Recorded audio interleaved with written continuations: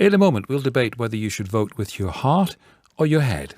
And now on PM, the Jim Naughtie Slurp of the Day. But that is not the case. That was the Jim Naughtie Slurp of the Day. During the election campaign, we've been asking our listeners if there's something they can't do that politicians ought to be able to fix. The public policy editor of The Economist, Anne McElvoy, has been helping us all out with that. The latest listener who can't do something is John Simons, who's in Aberdeen. I can't make my vote count in UK general elections. Why not? It's because of first past the post. I was 18 46 and a half years ago, and that's been a situation all that time, and I don't really find that acceptable. I support the Liberal Democrats. I've found their policies to be the best all the time in those 46 and a half years. And I've always been in, Labour Conservative or now Labour SNP marginals or safe seats. Well, there may be a couple of simple solutions to this, John, before we bring in Anne. I mean, you could either change parties or move house. Yeah, I know. But I've been here since 1984 in Aberdeen because of the oil business.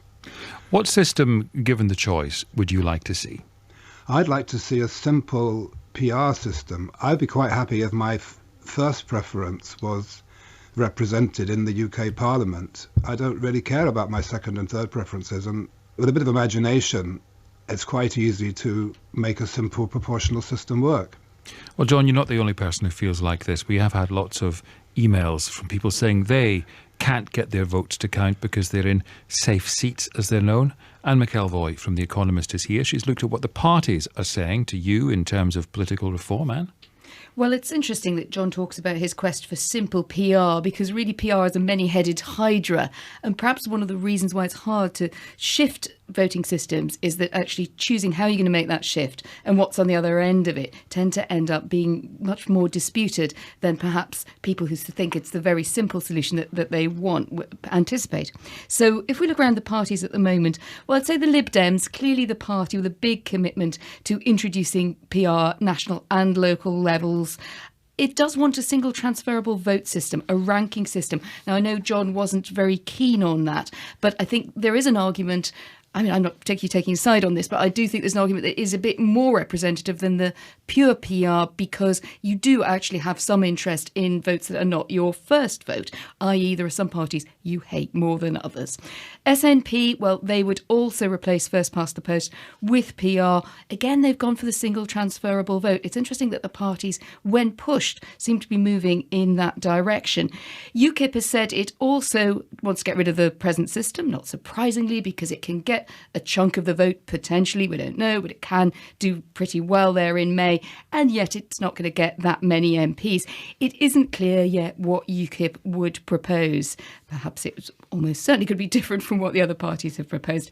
The Greens also want PR. It's interesting that the Greens have gone much further down the road of suggesting what we call the additional member system. So what they're trying to address, because they're very locally based, they're worried that in PR systems, particularly if you have a strong list element that the parties draw up, that you lose that link to the constituency. It's a slightly difficult one to crack, that. What do you do with the list, and how do you then still get that sense that the voter knows who their MP is and that they have a sort of pressure point there, and how do you work with that? Plaid Cymru would also go to the single transferable vote, and small parties do seem to like that. So let's talk about the parties who want to keep the status quo. Well, interesting that it's now really only the Conservatives saying they want to keep that, and the result of the next election might even put that in question. Labour wants a constitutional convention, it says, to determine the future of UK's governance. Grand words there, Eddie, from Labour. But I think the reason they're sitting on the fence is that we have had a referendum on the alternative vote, and that's not such a popular choice really with PR supporters because it didn't go well. The Lib Dems tried to push that through. It's going to be quite hard to see what you put to the electorate that they might warm to, so maybe just Labour want to get the lie of the land there on that before they make their move. And do you want to talk there about the House of Lords? Yes, the House of Lords, the elected chamber. Well, there's actually quite a lot of support there for turning it into an elected chamber, or more of an elected chamber. SNP, Lib Dems, Greens, Plaid Cymru, Labour also want to call it the Senate of the Nations and Regions. That would be quite a big shift. We know that we've had a lot of Lords legislation before that hasn't quite got there. But in principle, I think you would now find there is a readiness to have a proportion of elected peers. And the big question two big questions. One, what should that proportion be? There's been a lot of talk about 80-20. But secondly, are you really going to get this onto the statute book against a lot of pressure and potentially quite a lot of chaos after the next election? I suggest that the Lords reform might end up on the back burner, and it may be that how you cast your vote in elections, which after all is what John came on the programme to talk about, is the question that will be more uppermost in the party's minds. John, I'll get your thoughts on all of that in just a second, but I want to put to Anne some of our other listeners' concerns. Martin Robiette, one of our listeners living in France, wrote to say he can't vote. He's a British citizen, but because he's been out of the UK for too long, he's lost the right to vote here. And he can't vote in France because he's not a citizen. We've also heard from others saying they've lost the right to vote even though they've, quote, paid taxes all their working lives, contributing to what was a very successful economy when they left. That's from Bob Seeger. Anything on this in the manifestos, Anne?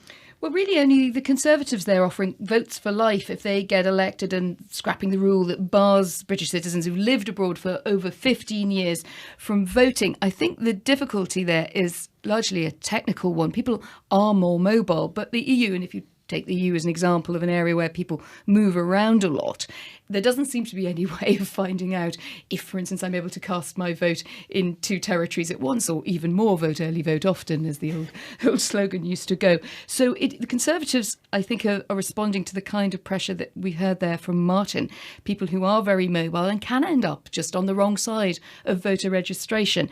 But I suspect that it's quite difficult to do without bringing the various voting systems and voting arrangements in the EU together.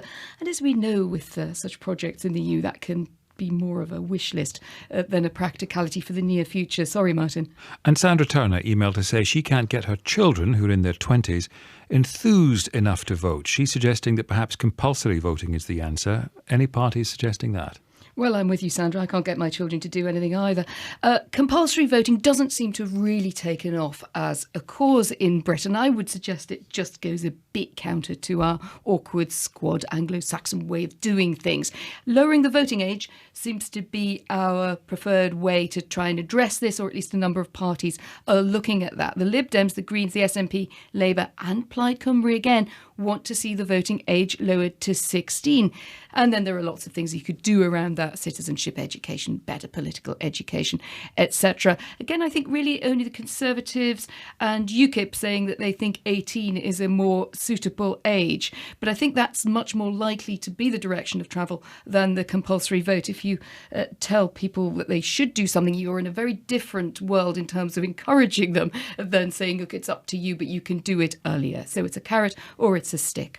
All right, John, you've heard other listeners' concerns and you've heard answers to yours, certainly as the parties have laid out in their manifestos. What do you think? I can see the advantages of STV.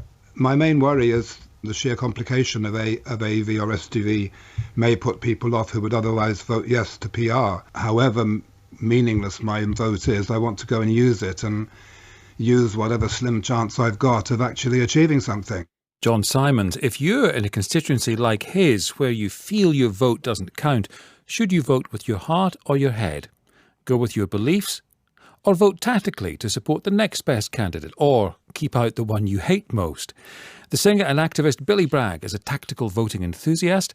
Joanne Nadler worked on the Conservative 1992 general election campaign and has written many books about the Conservative leadership. And Joanne, you believe you should always vote with your heart?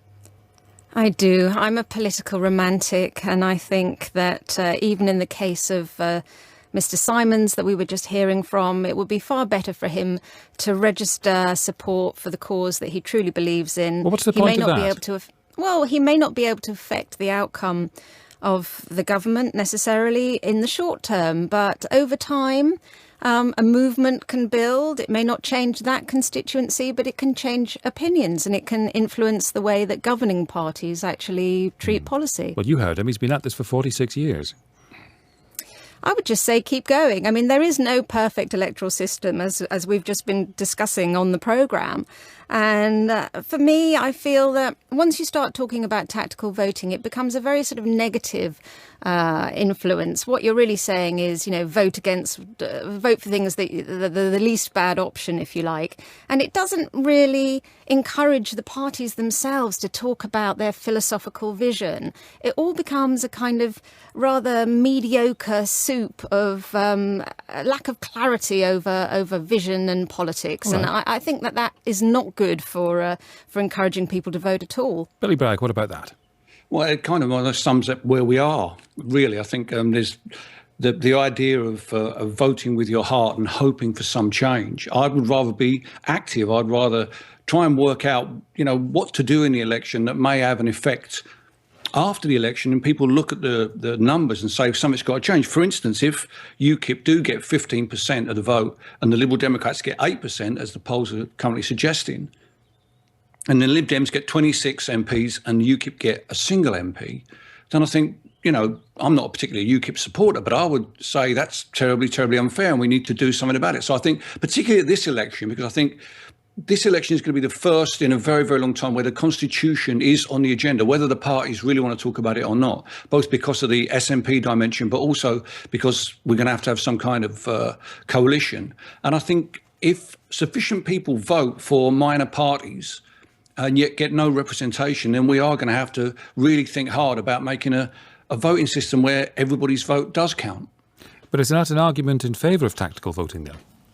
Well, I think it's an argument in favour of tactical voting if you think you can beat the party that you most dislike. By all means, then, tactical voting is basically voting for a party you don't support in order to defeat a party you really don't like. But there's also a strategic vote, I think, that's possible at this election. For instance, if the Greens, where I live in the West Country, the Greens got 11% at the last European elections.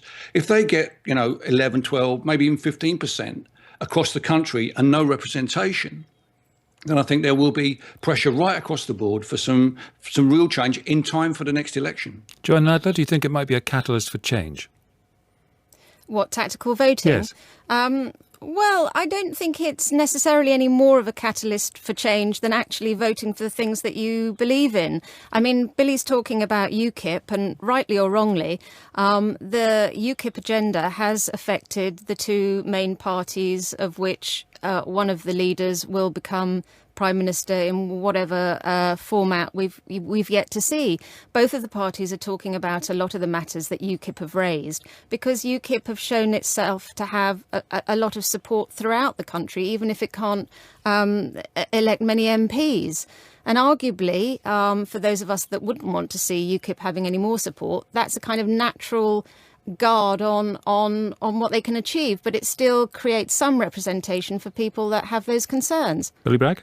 Well, 80% of us who live in safe seats are getting very frustrated with this process. I live in West Dorset, where the Tories have been in power since the 1880s. So my support for the Labour Party is totally meaningless. But I come from a place in East London, Barking, where Labour have been in control since the borough was created in the 1930s. And I'm sure there are plenty of Tories and Lib Dems and UKIP supporters in Barking who are just as frustrated. And I think if we want a political system that can react to the changes in our society, then we need to make sure that everybody is engaged in it. Thank you both, Billy Bragg and Joanne Nadler. Let us know what you think. You know how to do that. Nina Ridge is here now with the weather. Hi, Nina. Hi, Eddie. Thank you very much. Good evening. We saw our top temperature today of 21 degrees. Still plenty of sunshine out there at the moment. Most places will keep clear skies through the night tonight, but for northern Scotland, there is more cloud with some patchy drizzle. Some of that will drift and affect the coast of eastern Scotland later on in the night. Once again, chilly night, mainly towns and cities, 5 to 7 degrees, but we could get down to around freezing in the countryside. As for tomorrow's forecast, not a huge amount of change. I'll start the detail by covering southwest England, Wales, the Midlands, northwest England, southwest Scotland and Northern Ireland. Here we'll have another dry, sunny day with mainly light winds and highs quite widely of 14 to 16 degrees. A top temperature around 18 degrees across parts of Wales and southwest England. For southeast England, eastern England and northeast England, a little bit cloudier here through the morning, and some coastal areas will keep some patches of mist and low cloud into the afternoon, but inland areas should brighten up with some bright, even some sunny spells through the afternoon. In any sunshine, 16 degrees, the top temperature, but along the coast with a cool breeze and some of the low cloud, highs of 11 or 12. Across eastern Scotland and northern Scotland. Tomorrow we're expecting a fairly cloudy start to the day with some mist around the coast. Again, coastal areas keeping some of that mist and murk into the afternoon, but inland areas brightening up. Sunshine around 16 degrees, but on the coast, highs of 11.